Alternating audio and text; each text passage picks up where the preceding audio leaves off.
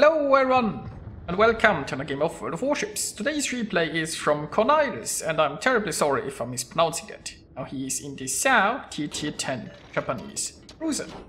It's on the islands of ice in an epicenter game. There's no carrier, there are 2 destroyers, and there is a lone tier 8 ship that got screwed by the matchmaker. Now, unfortunately, he got detected here by the Moskva. He's already turning away, but he's showing an awful lot of broadside towards those ships. But he's in concealment again. Now there's a Moskva that should be close enough to detect him in theory, but I think because the Moskva is... I think he managed to sail into that storm, so the Moskva's visibility is reduced. And that allows our SAO to sneak away here a little bit. Now there isn't much friendly force on the right flank here. The friendly destroyers are in the center, and they're doing a good job of capping. So we will see how this turns out. There is actually a large force that is pretty interested in the objective, something that rarely happens, but it's very nice to see when it does. And we have some torps going on that Moskva. Now, not sure if... well, maybe one hit. One hit is a good start. Now, he also got a flooding, so we're probably forcing the Moskva to use his damage con. And maybe we can... follow that up with some fires, and indeed there is a fire. Now they also got the torpedo on the Vanguard, because why not? Now a SAO is pretty good at just kiting away and burning things at range. So he is already in a position to run away. He is slightly slowly moving here, because he wants to keep his firing angles on the Moskva active. And there you go, that's one less Moskva. Can we get another hit on the Vanguard? Probably not.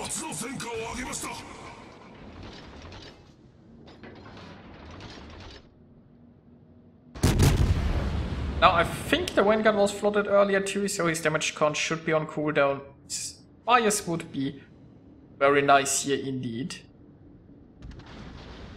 Currently there is only one ship that's actually trying to shoot coniles here. I'm not sure why those battleships have no interest.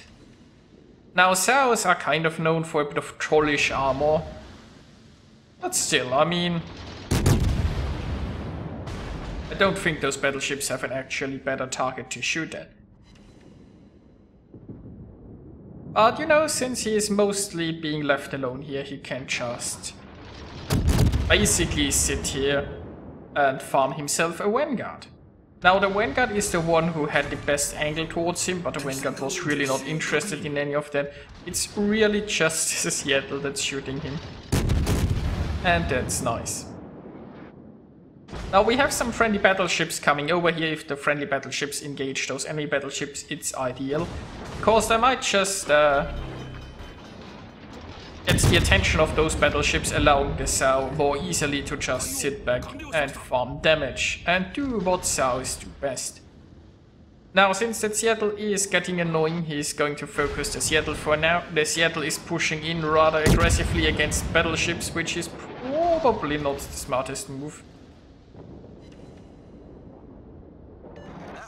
Now, Coniles tried himself here with some armor piercing, didn't get too lucky against that Seattle's broadside. But maybe we'll get another chance. Now it's back to high explosive and maybe burn a Yamato. So I would assume that Izumo is going to eat that Seattle pretty soon. The friendlies have actually control of the center and even the middle ring here. So that's nice. Now the Seattle is using radar here, which really doesn't matter much for our SAO. And it looks like the friendly destroyers are safely out of the way. But that's good.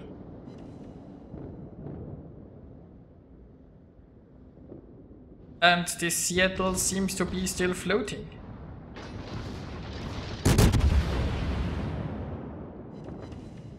Now Coniles has to be careful, because there is an island in front of him that will stop the way, will limit the way he can maneuver. And there seem to be a Yamato and a Musashi coming this way. Now he could just drop into concealment here, instead he is deciding to go forward.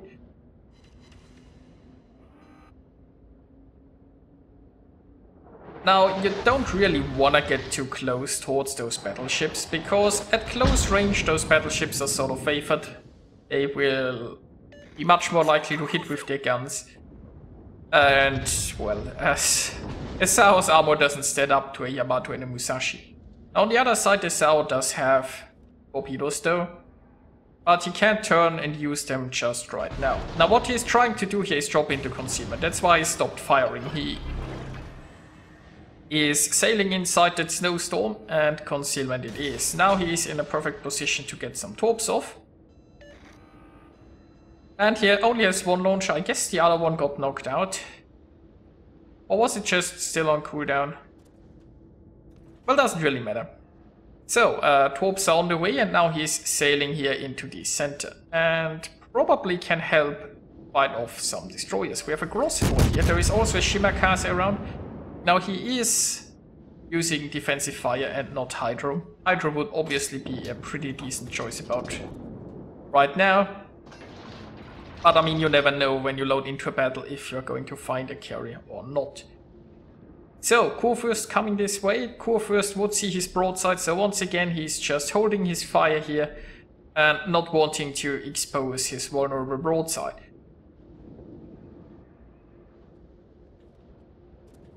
Now, maybe he can get some torps off. I mean, there is no guarantee that this Kurfürst just keeps sailing straight. There's also plenty of other ships that could sail into those torps, and he got himself detected.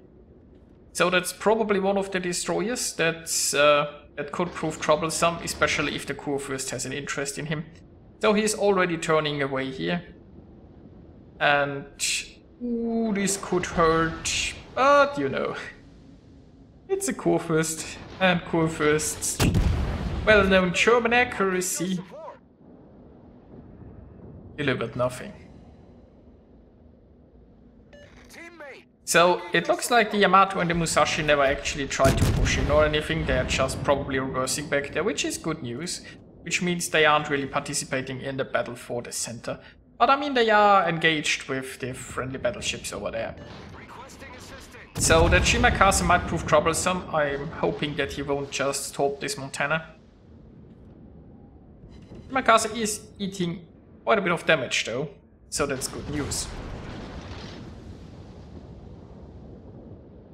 Meanwhile, coniles is just looking for a good position where he can farm someone without showing broadside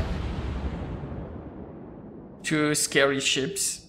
He also wants to stay here closer in the center and probably try to get some torps off and be in a position to help against this Grosserboy if the need arises. So he's managed to be in concealment here because of this. Well, I mean, that was a very short concealment.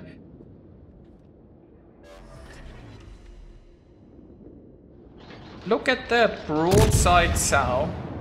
Unfortunately, he disappeared. Now, this would have been an ideal moment to switch to armor piercing and see if you can get some citadels in there. And again, Sao is on very low health. High explosive might just do it. Thing is, there is this Shima that's probably on the other side of this island. And the Shima might just decide to YOLO around at any time. Now the Shima might also just try to torp the Montana here, so the Montana definitely should be careful. Well, I guess the Montana is on low health, so Shima is the least of his worries. Now also we have the obligatory Conqueror that's hacking the zone wall so hard that most of the ship isn't even visible here on the minimap. Because where else would a Conqueror be? Now overall this battle could be going better. I guess it could be going worse. The friendlies have quite a bit of a points advantage because they held on the center so long. But they are one ship behind. Now, what's the Shima going to do? Oh, right, there is the Shima. So this is just screaming torps here. So he's turning his ship to get his front guns off and sink the Shima. And now he's turning away to dodge any incoming torps. Oh, there is a Sao coming, so let's just get some torps on the way. And let's see how good his torpedo beat skills are. This is going to be close, but he can do it. So nicely done here. Oh, look at that low health Sao in the back. And here comes the Sao around. Sao was a tiny bit too fast. He only took one torp hit, but armor piercing is now being loaded. And what can we do with armor piercing? There you go, the citadels. So unfortunately he took quite a bit of return fire here. But he is still floating. Also, there still seems to be a Grossovoy around. There could be torps coming from the center, so he's already turning in that direction.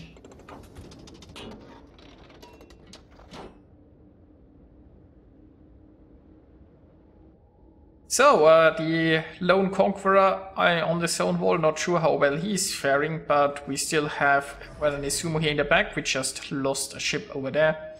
The Alsa seems to be already turning away. Oh look, we found the Grossovoy. So this is still pretty much anyone's game at this point. Now he is continuing his turn here because he's probably... well, he is wisely trying to get some cover from the Kurfürst and turning away from some possible torps.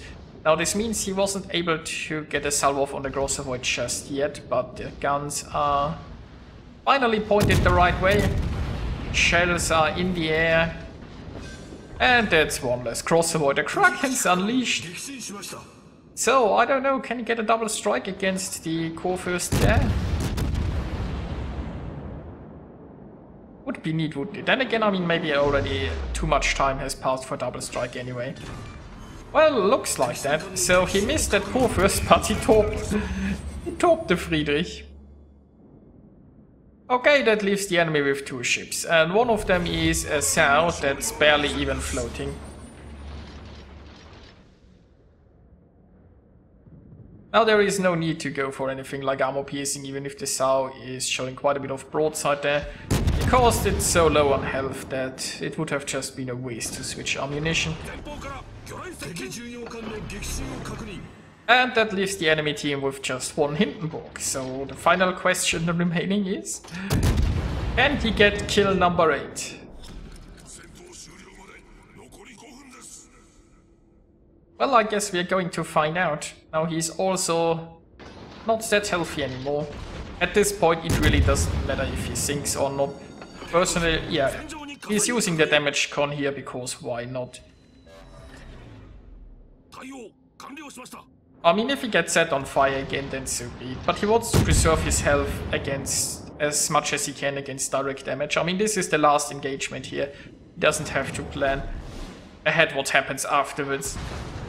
All he has to do is as much damage as possible at the Hindenburg to get a little bit more experience out of this battle. So he's using his torps to see exactly where how the Hindenburg is sailing, where the Hindenburg is turning. The torp indicators can be a pretty useful tool to help aim your guns. Now, it was an armor piercing salvo there. Unfortunately, the Hindenburg is just not complying and not showing broadside he wants him to. Now he's turning himself a little bit too much here and not quite. He ate quite a bit of damage, but it's okay. He just wanted to use his rear guns to get more damage out of this game. Now that Hindenburg is soon going down, and he's actually still on fire, so kill 8 is still possible.